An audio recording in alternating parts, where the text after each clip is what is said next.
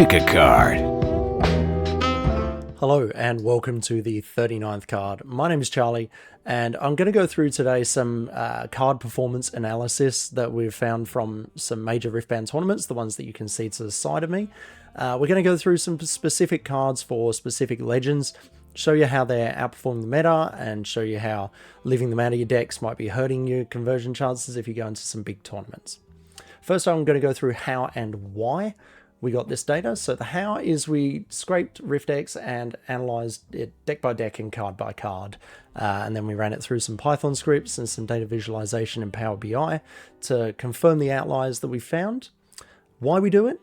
Knowing which cards perform better can help you when you're making your own deck. I find it very helpful for me as a average Riftbound player to look and see what the pros are putting in their decks before I go tweaking it myself.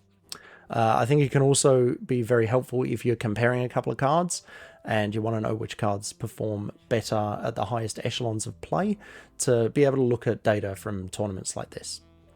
The last reason that I did it is for fun. So I'm a data analyst by trade. It's how I pay my mortgage. I love looking at data. I love talking about data. So if there's anything that you do want from me, please let me know. Just going to go through some mathematical mumbo jumbo before we get started. So I want to talk about uploader bias. So what we see in the Western tournaments, because that is all user submitted decks, is that high performing players tend to submit their decks more, which makes sense. What this means is we have to apply a statistical model called inverse probability weighting, which is scaling up underreported sections of data, i.e. the lower ranked decks at those Western tournaments, to give us a good approximation of what the total card pool is. Now this does weight Western decks higher. It's generally not a problem, but as you'll see when we get to Fiora later, it can be, and there are ways to work around it. Just some quick terminology that I'm going to be using throughout this video. Sample size conversion, the cutoff that I used was the top 10% of each respective tournament. So for Sydney, which had 1,400 players, the top 140 decks make the cutoff for this video. The two metrics that I'm going to be ranking cards by are lift and drop. So lift represents the conversion rate of decks with a certain card, divided by the conversion rate of that legend overall. And the drop reflects the difference in conversion rate between decks with that card versus decks without that card. So you can see it as lift being a representation of how much that card is beating the pack, versus drop is how much is it hurting you if you're leaving that card out. Let's take a look at some legends. The first one we're going to look at is Master Yi Wuju Bladesman. So Master Yi was the most popular deck in our dataset. 575 was our sample size, and 121 of them were in the top 10% of their respective tournaments, giving it a top 10% conversion of 21%. So when you see lift talked about throughout this video, if it's got 21% conversion as a base and then 100% lift, it's converting at 42%. First thing I want to look at is two battlefields. So we're going to look at Grove of the Godwillow and Seat of Power. So Grove is in 8% of Master Yi decks, so a relatively small sample size. However, the lifting conversion is 29% and the drop-off is 7%. Conversely, Seat of Power is being run in a lot more decks, so 21.4% prevalence. The lift is 21% and the drop is 6%. Next up, we have Pit Rookie. So Pit Rookie is being run in almost half of Master Yi decks. The lift in conversion is 18%, however the drop-off is 7%. When we start getting to prevalence of around half, that's when these smaller numbers start becoming a lot more significant. So you might see something like 10 to 15% being spoken about more when it's getting run in half of decks. Now, Primal Strength is another one. Primal Strength is being run in just over a third of Master Yi decks. The lifting conversion is 26% and the drop-off is 8%. All right, let's move on to Irelia Blade Dancer. So Irelia, we've got 453 decks in our sample size, 85 of them in the top 10%, giving us a conversion percentage of 18.8%. First thing we're going to talk about is Battlefield. It's Targon's Peak. It's been in Irelia's bread and butter for ages. The prevalence is 72.2% and the lift is 22%. However, the drop is 16%. So comparing decks that are running Targons versus decks that are not, a 16% drop off in conversion rate is massive. Next up, Gust. What a surprise. Gust is a good card. It's being run in 72.2% of decks. The lift is 13%, but again, the drop is 14%. So decks not running Gust, really hurting themselves as far as the grand scheme goes. Finally, two cards that have a slightly smaller sample size, one that has very small sample size, but massive numbers to back it up. We've got Switcheroo and we have Pike Returned. Now, Switcheroo is in 15.9% of Irelia decks. The lift in conversion is 32% and the drop is 7%. Pike Returned is very, very small sample size, so 4%. However, the conversion lift is 137%. So out of our sample size, decks that are running Pike Returned are converting at over twice the rate of Irelia, as per usual. The drop-off is 27%, but that's fine, really. 96% of Irelia decks aren't running Pike Returned and they're still converting fine.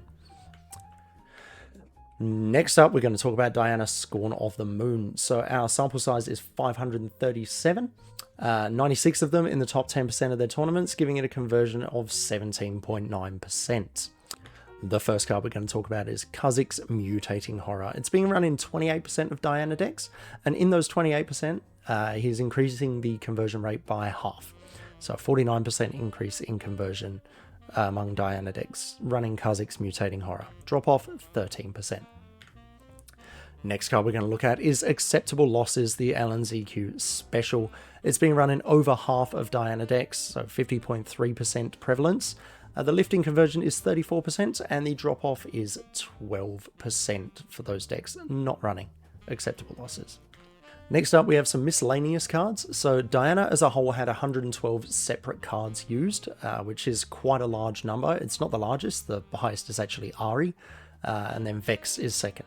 However, a large number of Diana's cards are mid to low prevalence, so sitting between 10 to 35%. There's a lot of cards like that, which tells me that Diana's not fully solved yet, and people are still trying out a lot of different things.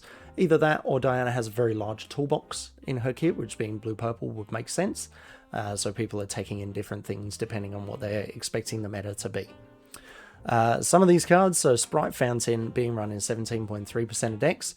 Conversion lift is 98%, so it almost doubles Diana's conversion rate, and the drop-off is 21%.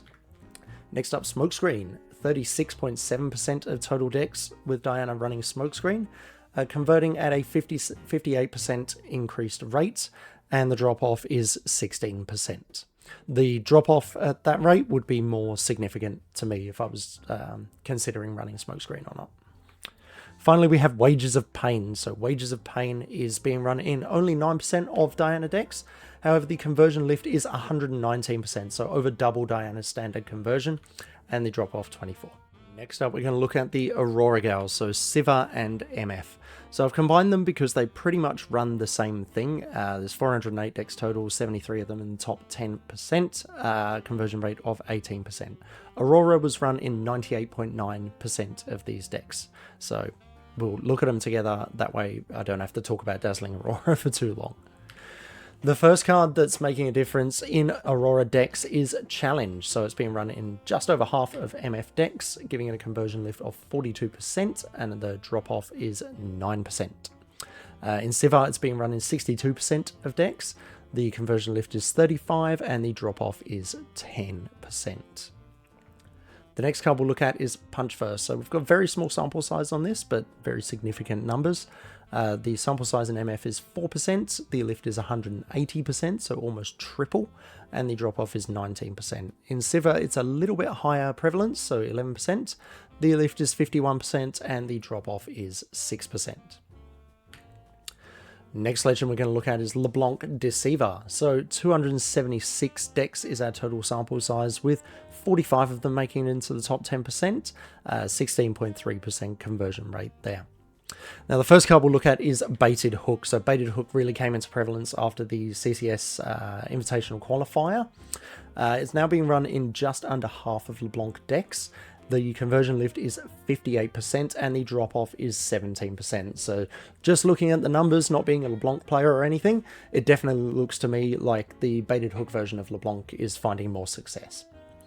Again, we're going to look at a couple of battlefields here. So we're going to look at Aspirant's Climb and Star Spring.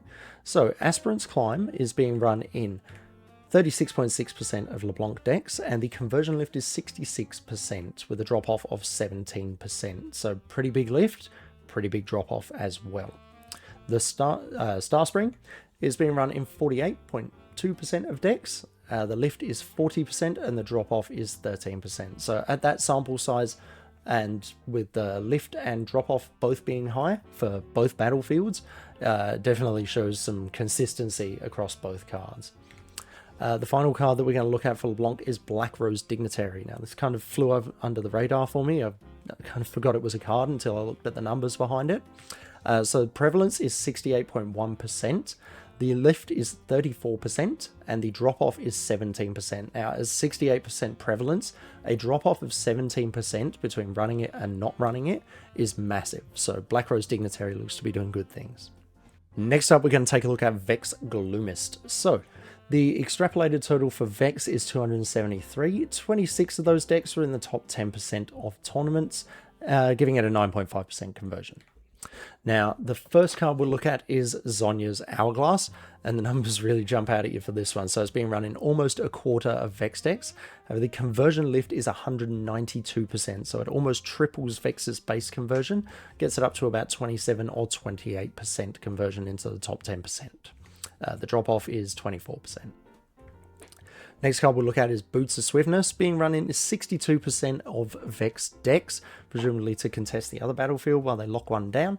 The conversion lift is 54% and the drop-off is 14%. So 14% difference between decks running it and decks not. Finally, we'll have a quick look at Kha'Zix's Mutating Horror. He's been on the thumbnail, now he's here again. It's being run in just over 40% of Vex decks. The lift is 52% and the drop-off is 9%, so similar sort of numbers to Boots of Swiftness on the lift, although not quite as dramatic a drop-off. Lastly, let's look at Azir before we get on to Fiora. The total Azir decks, 231. 25 of them made its way into the top 10%, giving us a conversion of 10.8%. Azir is relatively figured out, but there's a few cards that jump out as far as numbers go that making a positive impact. First one we'll look at is Shadow's Call. It's being run in just under 40% of Azir decks. The conversion lift is 33% and the drop-off is 6%. The next one we'll look at is Ash Focused. It's being run in a quarter of Azir decks. The lift is 31% and the drop-off is 10%. The drop-off is what I would be looking at there. Not running it really hurts your conversion at that prevalence. Now let's talk about Fiora. So the numbers you see on screen there are the extrapolated totals from the statistical model that we use. So 295, 26 in the top 10, giving it conversion of 8.8%. However, I want to talk about some of the difficulties with using statistical models to extrapolate data. And it's really prevalent in Fiora because we have a split in regional popularity, and we also have a split along regional lines with how consistent our data is. So Fiora's actual representation, because we know how many people played Fiora, but we don't have all the deck lists for the West. So representation in China, 3.5%, and the representation in the West is 1.7%. However, out of those 93 decks in the West, we only have access to, I believe it's 14 of those deck lists. So we have to extrapolate, and because it weights Western decks higher, when we weight all the decks, it gives us a very, very blown out sample size. I think the model said that there should be about 200 Fiora decks based on our sample size, which is obviously, that's in the West. Obviously not true. So what we have to do is we have to do some manual scaling. So we replace the weighting with the known denominators that we have there, which will help us preserve local signals and also help eliminate the statistical anomaly that's present with Fiora. So the two cards that I'll show to demonstrate this are Baited Hook and Dazzling Aurora. So data manually scaled here. So Baited Hook in China, the prevalence is 24 out of 91, and 5 of those 24 decks converted into the top 64. Now when we manually weight it, it gives us 14 decks out of 93 that we would expect to have Baited Hook in the West, and 0 of them converting into the top 10%. Now, when we look at Aurora, it's a different story. So, 14 out of 91 decks in China ran Dazzling Aurora, and 0 of them converted into the top 10%. However, if we expand out the data that we have on Dazzling Aurora in Fiora in the West, we would expect to see around 53 out of 93 decks running Aurora and about 26 of them converting. And that's it. Thank you very much for watching. Just a few quick things. If there's anything else that you'd like to see from me, please do let me know. Chuck a comment down below or something. I'm happy to talk about data until I'm blue in the face. I'll go and scrape data. If there's anything that you'd like me to look at, for example, we can do pairs of cards, just let me know. Secondly, if you have been to a big regional qualifier in the West, or if you're going to Hartford this weekend, please upload your deck. Even if you're not coming, top 200, please upload your deck because it helps us build out better data sets and gives us a better picture of what the meta is like overall. Next up, if you've got any suggestions on how I can make this data public, do let me know. You can message me on YouTube, you can comment down here, or you can message me on my Reddit account. I'm not big on gatekeeping data. If there's any particular card with any particular deck that you'd like to know about, just chuck it in the comments and I'll reply. But if anybody's got any idea on how I can give everybody access to this data, just let me know. Finally, I'd like to shout out the Perth Riftbound crew for their help in putting together this data and for putting together this video. Specifically, I'd like to thank Dan, or as you may know him, Recycle2, for giving me some great advice on how to structure my video. I'd like to thank Zane for giving me a great suggestion on how to put together card pairs, which should be coming soon. And finally, I'd like to thank Morgan for giving me the kick in the ass that I needed to go and make this video in the first place. Thank you very much for watching. 39th card out.